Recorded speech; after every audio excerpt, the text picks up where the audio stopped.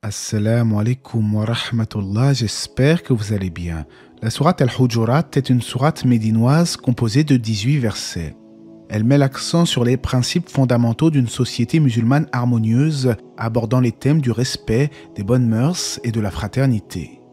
Cette sourate établit des directives claires concernant les interactions sociales et le comportement éthique des croyants. Avant de commencer, n'hésitez pas à vous abonner afin de ne rien manquer des prochaines publications. On en parle tout de suite après la petite intro.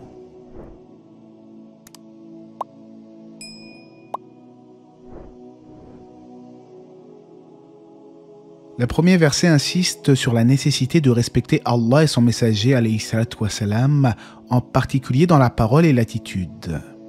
Ô vous qui avez cru, ne devancez pas Allah et son messager et craignez Allah. Allah est audient et omniscient. Pour Ibn Abbas, cela signifie qu'il ne faut jamais dire une chose contraire au Coran et à la Sunna, et pour Ad-Dahhak, il ne faut rien décider sans nous en référer à Allah et à son messager concernant les rites de notre religion.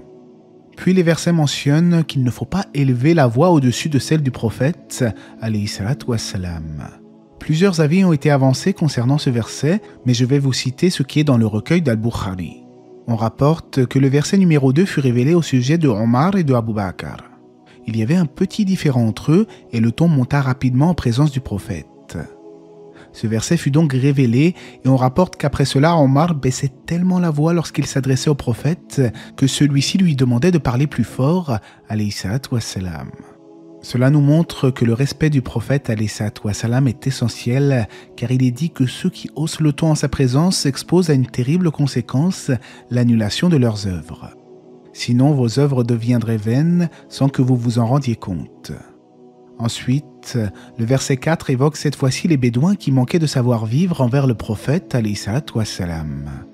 Ceux qui t'appellent à haute voix de derrière les appartements, la plupart d'entre eux ne raisonnent pas. Il s'agit de Bédouins qui étaient venus voir le prophète alayhi salatu wassalam alors qu'il se trouvait à ce moment-là dans ses appartements avec ses épouses.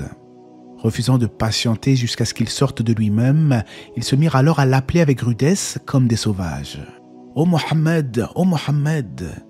C'est-à-dire « Sors nous voir, nous ne pouvons plus patienter ». C'est ainsi qu'Allah nous dit au verset 5 que s'ils avaient patienté, cela aurait été meilleur pour eux, mais il est pardonneur et miséricordieux. Allah nous dit dans le sens du verset « Ô vous qui avez cru, si un pervers vous apporte une nouvelle, voyez bien clair de crainte que par inadvertance, vous ne portiez atteinte à des gens et que vous ne regrettiez par la suite ce que vous avez fait. » Il découle de ce verset que le musulman doit faire attention à s'assurer du bien fondé des informations, de toujours vérifier sans se précipiter. Cela permet d'éviter de propager des rumeurs, des mensonges ou des malentendus qui pourraient causer du tort à autrui. Puis le verset 7 nous dit que le messager d'Allah alayhi salatu wassalam est parmi vous. S'il vous obéissait dans maintes affaires, vous seriez en difficulté. Mais Allah vous a fait aimer la foi et l'a embellie dans vos cœurs et vous a fait détester la mécréance, la perversité et la désobéissance. Ceux-là sont les bien dirigés. A contrario, ceux qui n'ont pas la foi détestent la vérité et l'obéissance à Allah. Certains pourraient alors rétorquer « Oui, mais n'est-ce pas Allah qui a fait dévier les mécréants? Tout n'est-il pas prédestiné ?» À ce sujet, j'envisage de refaire une vidéo plus approfondie sur le destin et le libre arbitre, Inch'Allah. Ensuite, Allah nous appelle à réconcilier les croyants lorsqu'ils se combattent. Les croyants ne sont que des frères, établissez la concorde entre vos frères et craignez Allah afin qu'on vous fasse miséricorde. Les croyants sont également mis en garde contre la moquerie ainsi que les surnoms offensants et le mépris envers autrui. Ô vous qui avez cru qu'un groupe ne se raille pas d'un autre groupe, ceux-ci sont peut-être meilleurs qu'eux. En effet, le croyant ne dénigre pas et n'est pas moqueur. Il n'utilise pas non plus des surnoms détestables comme le prouve le verset. Ne vous dénigrez pas et ne vous lancez pas mutuellement des sobriquets injurieux. Cheikh Saadi précise dans son tafsir que les surnoms qui ne sont pas blâmables ne sont pas visés par l'interdiction. Ce qui est interdit, c'est de viser son frère avec un surnom détestable, par exemple un tel le gros, ou bien le binoclard, le boiteux, le hmar, etc. Tout cela n'est pas correct. D'ailleurs, quiconque ne se repent pas de ce genre de propos fait partie des injustes, comme l'indique le verset. et quiconque ne se repent pas, ceux-là sont les injustes. Puis Allah nous exhorte à ne pas conjecturer, à ne pas espionner les autres et à ne pas s'adonner à la médisance. Le véritable croyant doit se garder d'émettre des hypothèses infondées car il risque de transgresser dans ses propos. Il doit aussi préserver l'intimité des gens et les laisser en paix car l'espionnage est formellement interdit en islam. Quant à la médisance, elle est interdite quand bien même une personne dirait la vérité sur son frère. En fait, cette personne n'a pas à dire du mal de lui en son absence. Si ce qu'elle dit est vrai, elle a commis de la médisance, mais si cela est faux, c'est pire encore car il s'agit de calomnie. D'ailleurs, pour montrer l'aspect ignoble de la médisance, Allah l'associe au cannibalisme dans sa parole. « Et ne médisez pas les uns les autres, l'un de vous aimerait-il manger la chair de son frère mort? Non, vous en aurez horreur. » On rapporte également du prophète alayhi salam en ce sens, « Celui qui accuse injustement un musulman d'une chose en voulant par cela le salir, Allah va l'arrêter sur le pont de l'enfer jusqu'à ce qu'il sorte de ce qu'il a dit. » Allah nous recommande alors la crainte révérentielle et nous invite au repentir. Allah nous rappelle au verset 13 un principe essentiel de notre religion. Nous sommes tous des êtres humains égaux, sauf en piété et en bonne action. Le racisme et le nationalisme exacerbé est interdit en islam.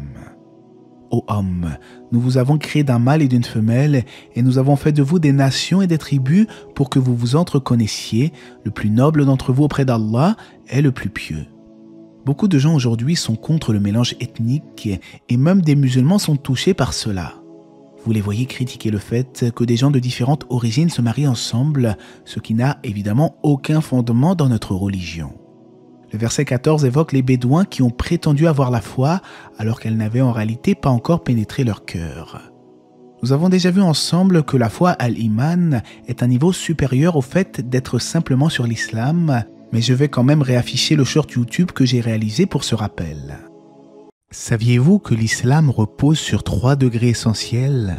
Le premier degré est celui de l'islam, la soumission à Allah par les actes extérieurs comme la prière et la zakat. Ce niveau est celui du musulman.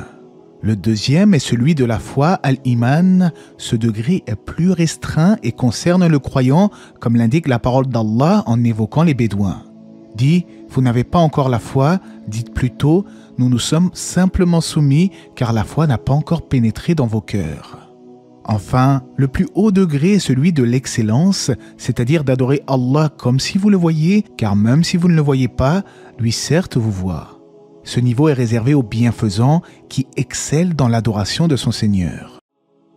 Puis, comme l'indique le verset 15, la foi véritable se manifeste par la croyance en Allah et en son messager et par le combat sincère dans son sentier. Le verset nous dit également au sujet des véritables croyants qui par la suite ne doutent point. C'est-à-dire que le véritable musulman, le vrai croyant, ne doute nullement d'Allah et de sa religion. Puis au verset 16, Allah nous dit au sujet de ceux qui revendiquent la foi alors qu'ils n'en sont pas imprégnés, dit « Est-ce vous qui apprendrez à Allah votre religion alors qu'Allah sait tout ce qui est dans les cieux et sur la terre ?» Cela signifie « Informerez-vous Allah de ce qui est en votre fort intérieur ?» Or, rien ne lui échappe, il est omniscient et connaît parfaitement la foi et les intentions des individus. Également, la conversion à l'islam n'est pas une faveur que les gens faisaient au prophète, mais plutôt un bénéfice pour leur âme, comme l'indique le verset 17 au sujet des Bédouins qui rappelaient leur conversion au messager d'Allah, alayhi salatu wassalam. La sourate se termine en nous rappelant que rien n'échappe à la science d'Allah au sein des cieux et de la terre. Allah connaît l'inconnaissable des cieux et de la terre, et Allah est clairvoyant sur ce que vous faites. En définitive, la sourate Les Appartements établit un cadre social et spirituel essentiel pour les croyants. Elle met en avant le respect envers Allah et son messager, la vérification des informations et la réconciliation entre les croyants. Elle souligne également la diversité ethnique tout en condamnant fermement le racisme. Allah nous a disséminés sur terre pour que nous apprenions à nous connaître. Nous avons également vu que l'islam comporte plusieurs degrés avec comme plus haut niveau l'excellence, comme cela est précisé dans le célèbre hadith de Jibril. et Allah sait mieux. J'espère que ce rappel vous aura été bénéfique, que la paix et les bénédictions d'Allah soient sur le prophète, sa famille et ses compagnons.